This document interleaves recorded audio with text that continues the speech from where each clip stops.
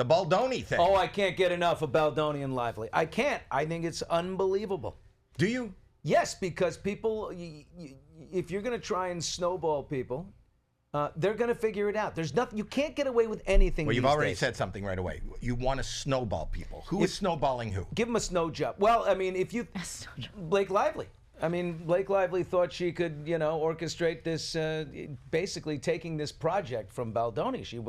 She said it herself in an interview in 2022. She said, I like to audition, and then I really get my creative hands on things once I get into a project. That's not why they hire me, but once I get there, that's it. I really want to put my hands on everything, which is great. But if the director's the director, she really liked this project, and she took it over. She got the cast to unfollow Baldoni, and they all turned on him until the fact that the guy turned around and drops a giant lawsuit on her and puts his foot down and says, no way, I've documented everything.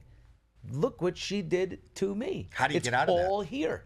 And that is just blown up in her face and her husband's, and I don't see it turning around for them. Do you think it's mostly Blake Lively, or do you think Ryan Reynolds had a huge hand in this? He's got a huge hand in it. There's no question. So, well, here's what I don't know what's going on, but I was also listening to you. Again, I'm plugging the hell out of your show because that's where I'm getting my information, is you're friends with Freedman. Bryan Freedman. Who is the defense attorney for Baldoni, or maybe I don't know if that's a defense as much as now he's going after him. So it's not a defense. It's right. He's got a countersuit. He's got a $250 million lawsuit against the New York Times and a $400 million lawsuit on Blake Lively. But I always wonder when people are accused of something and it's horrible, like a sexual harassment or something untoward like that. If you don't turn around and countersue with everything you got, I don't get that. I saw him saying... It implies guilt to me. I saw him saying on your show, you asked him, what does Baldoni want? What does he want? Because he's going after a lot of money. And he said he didn't care about the money at all. He wants, kind of a mea culpa. He wants her to say... He wants vindication.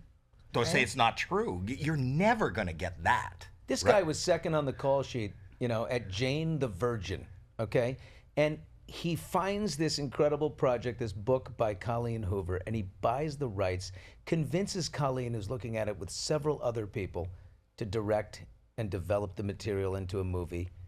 He gets the rights because Colleen sees this man bun wearing male feminist, and she's like, he gets it. And he sells this incredible letter. You can read the letter he wrote to her and how detailed and how much he knew the project. And she sold it to him. And he's had it since 2019.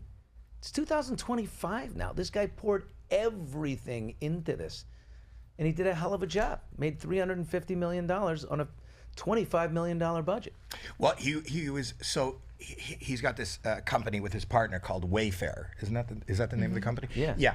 So he was developing this project, and in order to do a project, he had to make money. He had to raise money. I don't know what the budget. What was the budget? $25 million. 25. And he finally got Columbia to put up I think it was the last 5. He was 5 million short or 10 million short. He got Columbia to put up the last amount of money, and they did, because I've done this even in television, where they said, we'll give you the money, but it's cast contingent, which means we're not going to invest in it unless we feel like we have some legitimate box office. They suggested Blake Lively and negotiated with Blake and got Blake on board. Is that correct? Yeah, she was great in the movie. I think she was. The movie is great. Yeah, she's terrific in it, Blake Lively. So is he. I have a theory. I have an idea. Okay, go ahead. In the next movie, Colleen Hoover's book, It Starts With Us. This is now, which is her second, but this is now focusing on the relationship with the old guy. Now she and the ex, played by Baldoni, hate each other. They really don't like each other. They've got an 11-month-old child together, but she's demanding he get anger management. They really are at odds. What a more believable thing. Why not show what a big guy you are, settle the whole thing, then recast her in the movie again and take the high road. They make another movie, $700 million instead of $300. What do you think?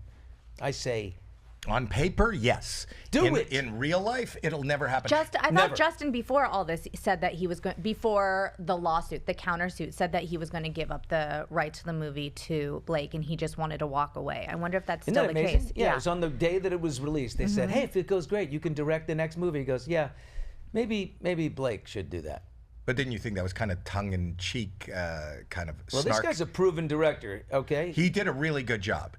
He did a really good And job. Sony will probably go with him on his next project. That's a big profit he made for them. So they're just the distributor and an investor. Sony's not the studio. It's all Wayfair.